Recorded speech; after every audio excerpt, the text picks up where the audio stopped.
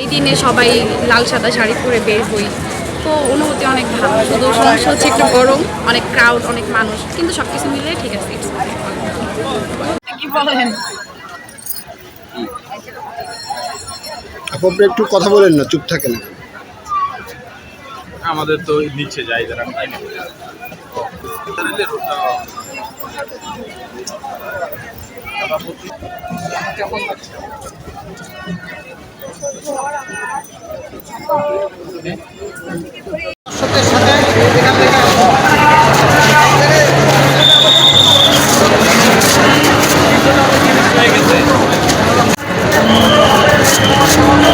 হ্যাঁ রূপা,